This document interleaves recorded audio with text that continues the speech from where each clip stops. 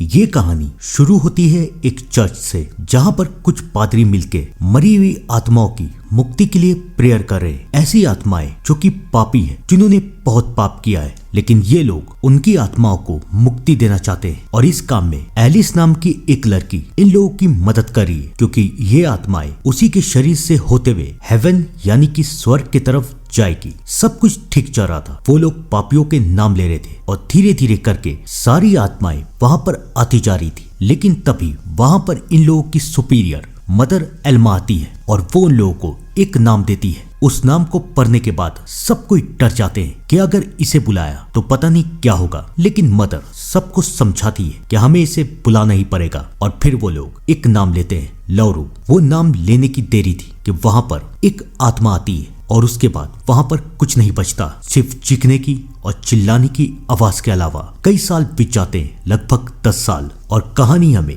एक बार फिर से एलिस की तरफ लेके जाती है। उस हादसे ने सब कुछ बदल दिया था। वो बेचारी उस हादसे से तो बच गई, लेकिन उसकी जिंदगी पूरे तरीके से बदल गई। उसे कुछ याद नहीं था कि 10 साल पहले क्या हुआ। उस हादसे के बाद वो लोगों को घायल मिली और उसे कुछ याद नहीं था। लोगों ने उसे बताया कि उसके माँ बाप भी इस हादसे में मारे गए, लेकिन किसी को पता नहीं था कि इस हादसे में आखिरकार हुआ क्या है। और तब से लेकर अब तक एलिस की जिंदगी पूरी तरीके से बदल गई। उसे टाइम टाइम पे ब्लैकआउट्स आते थे, उसके आंखों के सामने अचानक से अंधेरा छा जाता, उसे दौरे पड़ते और इस हालात में वो कुछ भी कर सकती थी। कभी वो अपने गार्डन में गड्ढे खोदना शुरू कर देती, तो कभी पड़ोसियों के ऊपर जाके हमले कर देती, उनके कुत्तों को मार देती। और हैरत की बात तो ये है कि होश में आने के बाद एलिस को कुछ याद नहीं रहता कि उसने क्या किया। वो बेचारी बहुत परेशान थी, उसे समझ में नहीं आ रहा था कि वो क्या करे। उसकी जिंदगी में सिर्फ एक ही इंसान था, एडम, उसका बॉयफ्रेंड, जो कि उससे बहुत प्यार करता था। एडम के कहने पे एलिस एक डॉक्टर से मिली। कई साल तक उसका इलाज चला, लेकिन आज भी उसकी हालात में कोई सुधार नहीं आया। अभी भी उसे ब्लैकआउट्स आते हैं, उसके आंखों के सामने अंधेरा आ जाता है। काफी ट्रीटमेंट करने के बाद उसे समझ में नहीं आ रहा था कि आखिर वो ठीक कैसे होगी। वो डॉक्टर से बात करती है तो डॉक्टर उसे समझाता है कि शायद तुम्हारे अंदर कुछ ऐसा है जो तुम्हारी याददाश्त वापस आने नहीं दे रहा, और जब तक तुम्हारी याददाश्त वापस नहीं आ जाती, तुम्हें याद नहीं आ जाता कि 10 साल पहले तुम्हारे साथ हुआ क्या था, तब तक तुम्हारे ये दौरे खत्म नहीं होंगे। मेरे पास एक सोल्यूशन है, तुम वहां जाओ जहाँ पर ये सब हुआ था। शायद वहां पे जाने के बाद तुम्हें कुछ याद आए। वैसे तो वहां के सारे लोग मर चुके हैं, लेकिन वहां की एक मदर अभी भी जिंदा है। मैंने उन लोगों से बात की है और वो लोग तुम्हारी याददाश्त लाने में तुम्हारी मदद करेंगे। अब तुम्हारे पास सिर्फ यही एक रास्ता है, वरना जिंदगी भर ये दौरे, ये ब्लैकआउट्स तुम्हारा पीछा नहीं छोड़ेंगे। एलिस को समझ में नहीं आ रहा था कि वो क्या करे, और मजबूरी में आके वो डॉक्टर की बात मान जाती है। वो इस बारे में एडम से बात करती है, लेकिन एडम उसे मना करता है कि तुम उस जगह जाना चाहती हो जहां तुम्हारे साथ ये सब हुआ, जिस जगह ने तुम्हारी याददाश्त छीन ली, तुम्हारे माँ बाप को छीन लिया। आखिरकार तुम वहां जाके करोगी क्या? हमें दूसरे डॉक्टर के पास जाना चाहिए, शायद वो तुम्हारा अच्छे से इलाज करे। लेकिन एलिस अभी भी ये मानती है कि ये डॉक्टर सही कह रहा। एडम समझ जाता है कि एलिस उसकी बात नहीं मानेगी, तो वो एलिस को समझाता है कि मैं वहां तुम्हें अकेले जाने नहीं दूंगा, मैं भी तुम्हारे साथ जाऊंगा। दोनों मान जाते हैं। रात होती है, तभी एडम को एक आवाज आती है, जैसे कि कमरे में कोई कुछ कर रहा है। एडम कमरे की तरफ जाता है तो वो और कोई नहीं बल्कि एलिस ही है। उसे एक बार फिर से दौरे आ चुके हैं और वो पूरे कमरे को तोड़ देती है। एडम एलिस को उठाने की कोशिश करता है। कुछ देर के बाद उसे होश आता है और अब वो दोनों समझ चुके हैं कि उन्हें उस डॉक्टर की बात माननी ही पड़ेगी। अगली सुबह एडम और एलिस और एडम की एक कॉमन फ्रेंड गोइन को भी बुलाया है। थोड़ी देर में कोइन भी वहां आ जाती है। एडम एलिस के सामने ये दिखाता था कि कोइन उसे पसंद नहीं है और वो कोइन के साथ एक पल भी रहना नहीं चाहता, लेकिन एलिस की वजह से वो दोनों एक साथ हैं। फाइनली वो लोग अपने सफर को चालू करते हैं और काफी घंटों के बाद फाइनली वो लोग उस जगह पहुंच ही जाते हैं जहां पर एलिस की याददाश्त गई थी। याद है ना वो चर्च? भूले तो नहीं? कोइन और एडम को ये देख के काफी हैरानी होती है कि यहाँ पर आसपास कुछ है क्यों नहीं। सिर्फ इस चर्च के अलावा ना कोई घर, ना कोई लोग, सिर्फ दूर दूर तक जंगल। तब एलिस उन्हें बताती है कि यहाँ पर कुछ साल पहले बाढ़ आई थी, सब कुछ खत्म हो गया, लेकिन सिर्फ ये चर्च बच गया। और उसने इस बारे में एक आर्टिकल में पढ़ा था यहाँ पर आने से पहले। लेकिन खैर, उन्हें क्या करना है। एलिस और कोइन चर्च के अंदर जाती हैं और एडम बाहर ही रुकता है। वो दोनों तो अंदर की तरफ चले जाते हैं, लेकिन एडम का ध्यान पीछे के एक बेसमेंट की तरफ जाता है और वो बेसमेंट बंद है। उसे समझ में नहीं आता कि इसके अंदर क्या होगा, लेकिन वो इस बात पे ध्यान नहीं देता। एडम ने तो इस बात पे ध्यान नहीं दिया, लेकिन आप लोग इस बेसमेंट को जरूर याद रखिएगा। और वहां दूसरी तरफ एलिस और कोइन अंदर की तरफ चले जाते हैं। इस जगह को देख के कोइन बहुत शौक में है। उसके सामने एक बात तब आता है और वो उससे पूछती है कि यहाँ पर क्या होता था। एलिस को कुछ कुछ याद है, तो वो उसे बताती है कि यहाँ पर एक रस्म होती थी जहाँ पर पादरी और नन्स मिलके मरे हुए पापी लोगों की आत्माओं को मुक्ति दिलाने का काम करते थे। यहाँ पर एक जिंदा इंसान को उसका जरिया बनाया जाता, और जहाँ तक मुझे याद है मैं भी ये काम कर रही थी। और उसके बाद वो हादसा हुआ। एलिस की बातें सुन के कोइन को बहुत डर लग रहा है, लेकिन बेचारी को पता नहीं था कि कहानी तो अभी शुरू हुई है। कोइन एलिस से कहती है कि हम कहीं और चलते हैं, लेकिन वो कोइन को मना कर देती है। एलिस उसे समझाती है कि तुम यहाँ से जाओ, मैं कुछ देर यहाँ पर अकेले रहना चाहती हूँ। कोइन उसकी बात मान जाती है। एलिस चर्च में इधर उधर घूम रही है, लेकिन तभी उसका ध्यान एक कमरे की तरफ जाता है। वो उस कमरे को खोलती है तो वहां पर उसका नाम लिखा है, लेकिन उसके साथ क्लारा नाम की एक लड़की का भी नाम लिखा है। और इस नाम को देखते के साथ उसे कुछ याद आता है, और फिर उसे वहां पर एक बॉक्स मिलता है जहां पर उसके साथ एक लड़की की फोटो है। और उस फोटो को देखते के साथ एलिस को कुछ याद आ रहा है, जैसे कि वो और क्लारा एक दूसरे को काफी अच्छी तरीके से जानते थे। अब उसे यकीन हो चुका है कि उसने यहाँ पर आके कोई गलती नहीं की। अब उसे इंतजार था कि डॉक्टर के भेजे हुए मदर यहाँ पर आके उसका इलाज कर सके, लेकिन बेचारी को पता नहीं था कि ये मदर और कोई नहीं बल्कि वही है जो कि शुरुआत में आई थी। याद है ना, जिसने उस एक आत्मा का नाम लिया था लारू, जिसके बाद सब कुछ खत्म हो गया। मदर एल्मा को भी पता है कि एलिस वापस आ चुकी है। वो और उसका बेटा हेरम दोनों काफी डरे हुए हैं। हेरम अपनी माँ को समझाता है कि हमें एलिस को सब कुछ बताना चाहिए, लेकिन उसकी माँ उसे चुप करवा देती है। फाइनली वो दोनों एलिस के पास पहुंचते हैं। हेरम एलिस से पूछता है, क्या तुम्हें याद है कि मैं कौन हूँ? लेकिन एलिस को कुछ भी याद नहीं।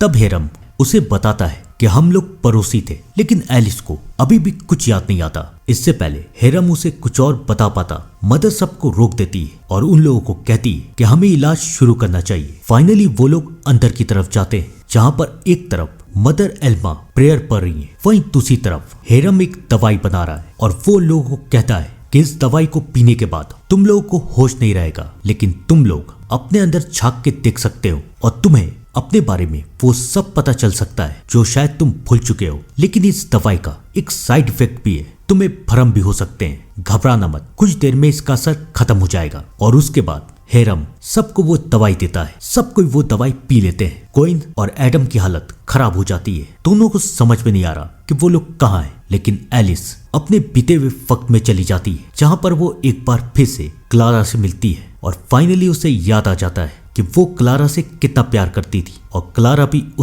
वो उससे बात करने की कोशिश कर रही है। लेकिन क्लारा उसे समझाती है कि वो आ रही है, वो तुम्हें मार देगी। लेकिन कौन? इससे पहले एलिस ये सवाल का जवाब जान पाती, क्लारा वहां से चली जाती है और एलिस को होश आ जाता है। लेकिन अब सब कुछ बदल चुका है। एलिस तड़पने लगती है। उसे ऐसा लग रहा है कि शायद कोई उसे मार देगा। उसे तड़पता हुआ देख के हेरम, एडम, कोइन तीनों की तीनों डर जाते हैं। लेकिन मदर ये समझ जाती है कि उसके साथ क्या हुआ है। वो प्रेयर पढ़ना चालू करती है और अचानक से एलिस के मुंह से बालू का एक गुच्छा निकलता है। मदर उस गुच्छे को उठा के बाहर की तरफ फेंक देती है और एलिस की जान बच जाती है। लेकिन एलिस ये देखती है कि वहां पर एक साया है जो कि उसे देख रहा है। एलिस डर जाती है, लेकिन उसके बाद वो साया वहां से गायब हो जाता है। सबको लगता है कि शायद ये एक भ्रम था। थोड़ी देर के बाद सब ठीक हो जाते हैं और मदर और हेरम भी वहां से जा रहे। जाने से पहले मदर एलिस को समझाती है कि तुम अब ठीक हो चुकी हो, तुम्हें अब दौरे या ब्लैकआउट्स नहीं आएंगे, जितनी जल्दी हो सके यहाँ से चली जाओ। और उसके बाद वो लोग वहां से चले जाते हैं। एलिस बहुत खुश है, उसे बहुत अच्छा लग रहा है और उसे खुश देख के एडम और क्वीन भी बहुत खुश होते हैं। वो तीनों सेलिब्रेट कर रहे। तभी एलिस सबको क्लारा के बारे में बताती है कि उसे याद आ चुका है कि वो क्लारा नाम की एक लड़की से प्यार करती थी। ये सुन के एडम को गुस्सा आ जाता है कि एलिस ने उसे इसके बारे में क्यों नहीं बताया, और उन दोनों के बीच में झगड़ा होता है। एलिस जंगल की तरफ चली जाती है और एडम को एहसास होता है कि उसने गलत किया। लेकिन उन बेचारों को पता नहीं था कि एक साया उन्हें देख रहा है। कौन है ये साया, क्या चाहता है? किसी को कुछ नहीं पता। एलिस गुस्से में जंगल की तरफ जाती है, लेकिन तभी उसका ध्यान एक पेड़ की तरफ पड़ता है। वहां पर भी उसका और क्लारा का नाम लिखा हुआ है। वो वहां पर जाती है तो वहां पर उसे एक चाबी मिलती है। कहाँ की है ये चाबी पता नहीं, शायद आगे पता चलेगा। इससे पहले वो कुछ सोच पाती, वहां पर एडम आता है। वो उससे माफी मांगता है और एलिस भी उसे माफ कर देती है। जहां पर एक तरफ एडम और एलिस का रिश्ता सुधर रहा था, वहीं दूसरी तरफ मदर ये फैसला कर लेती है कि अब उसे जिंदा नहीं रहना। लेकिन इससे पहले वो मर पाती, हेरम उसे आके बचा लेता है। हेरम को समझ में नहीं आ रहा कि आखिरकार उसकी माँ मरना क्यों चाहती है। और तब मदर एल्मा उसे सारा सच बताती है कि उस रात के कई साल पहले हमारे साथ हमारे गांव में एक औरत रहती थी जिसका नाम था लारू। सबको लगा कि वो एक सीधी सादी और काफी अच्छी औरत है, लेकिन कई साल के बाद सबको पता चला कि वो काला जादू करती है और वो गांव की लड़कियों को मार रही है। जब सबको ये पता चला तो सबने उसे मार दिया, लेकिन मरने से पहले उसने सबको ये धमकी दी कि वो एक दिन वापस जरूर आएगी और फिर से अपना बदला जरूर लेगी। वो तो मर गई, लेकिन कई साल के बाद जब एलिस और बाकी सब मिलके मरे हुए लोगों की आत्माओं की मुक्ति की प्रेयर कर रहे थे, तब मैंने उस डाइन का नाम भी सबको बता दिया और सबने उस डाइन की आत्मा को भी बुलाया। और फिर वो डाइन एलिस के शरीर में चली गई और फिर एलिस ने अपने माँ बाप और बाकी सबको मार दिया और फिर वो वहां से भाग गई। मैं इतना डर गई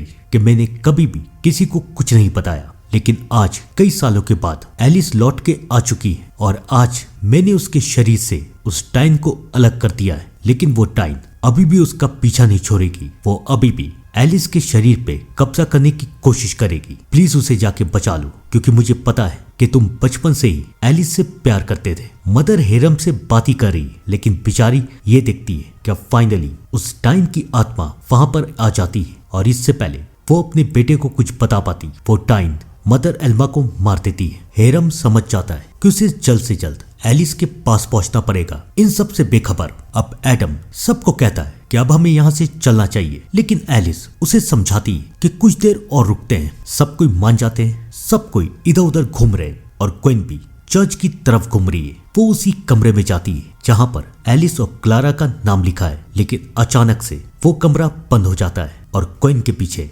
वही डाइन की आत्मा आती है। क्वीन चिल्लाती है, चीखती है और उसकी आवाज सुन के वो दोनों वहां पर पहुंच जाते हैं। लेकिन जैसे ही वो दरवाजा खोलते वहां पर और कोई भी नहीं है। क्वीन को भी लगता है कि शायद ये उसकी गलतफहमी, लेकिन बेचारी को पता नहीं था कि ये कोई गलतफहमी नहीं है। अब क्वीन डर चुकी है, उसे जल्द से जल्द यहाँ से निकलना है। लेकिन एलिस ये सोचती है कि हम लोग कुछ देर और यहाँ पर रुक सकते हैं। रात होती रहती है और एलिस यहाँ से जाना नहीं चाहती। एडम भी उससे बात करता है, लेकिन वो बार बार एडम को यही कह रही है कि कुछ देर और रुकते हैं ना, शायद मुझे कुछ और याद आ जाए। एडम एलिस की बात मान जाता है। एलिस अकेले में बैठी हुई है, लेकिन तभी एलिस को किसी के बात करने की आवाज आती है और एलिस ये देखती है कि एडम और क्वीन एक दूसरे से बात कर रहे। क्वीन एडम के ऊपर चिल्ला रही कि तुमने तो मुझसे कहा था कि अगर एलिस ठीक हो जाएगी तो तुम उसे छोड़ दोगे। वो ठीक हो चुकी है, छोड़ दो उसे, चलो हम लोग यहाँ से चलते हैं। एडम क्वीन को समझाने की कोशिश कर रहा है कि मैं एलिस को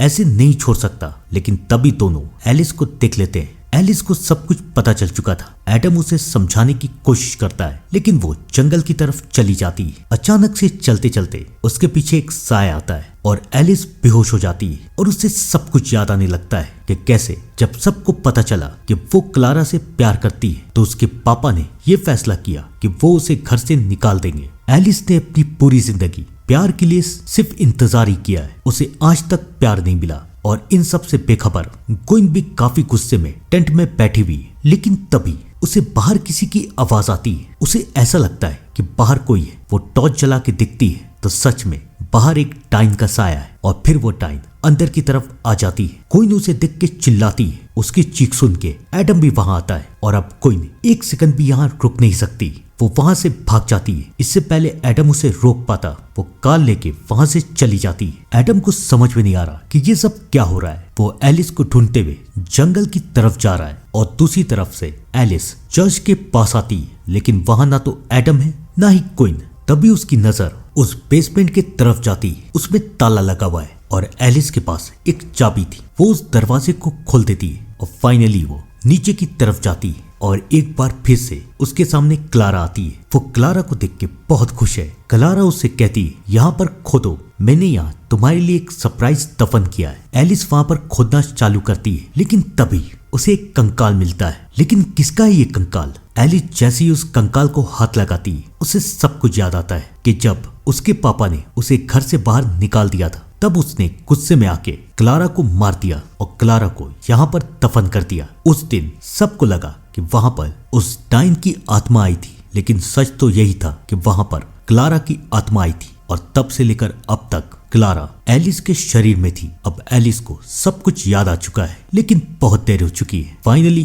क्लारा की आत्मा वहां पर आती है और वो पूरे तरीके से एलिस के शरीर के ऊपर कब्जा कर लेती है। और अब शुरू होगा मौत का खेल। एलिस अब पूरी तरीके से एक डाइन बन चुकी है। वो सबसे पहले कोइन को रोकती है। कोइन उससे माफी मांगती रहती है कि मुझे माफ कर दो, लेकिन एलिस उसे मार देती है और फिर वो चर्च की तरफ जाती है। उसे देख के एडम भी अंदर की तरफ आता है और हिरम भी वहां पर पहुंच जाता है। और फाइनली वो लोग भी एलिस का असली चेहरा देख लेते हैं। सबसे पहले एलिस हिरम को मारती है और फिर बारी आती है एडम की। एडम चिल्लाता रहता है कि प्लीज मुझे माफ कर दो, लेकिन अब एलिस यानी कि क्लारा उसे माफ नहीं करती। उसे भी वो तरपा तरपा के मार देती है। और अब से शुरू होगा क्लारा का नया जीवन, जहां पर वो सिर्फ और सिर्फ लोगों को मारेगी। कई साल बीत जाते हैं, लेकिन वो जगह अब भी वहीं पर है और जो लोग वहां पर जाते हैं उनका बस एक ही अंजाम होता है, दर्दनाक और खौफनाक मौत। मुझे लगता है कि इस कहानी का पार्ट 2 भी आना चाहिए। आपको क्या लगता है? कमेंट करके बताइएगा। तब तक के लिए थैंक यू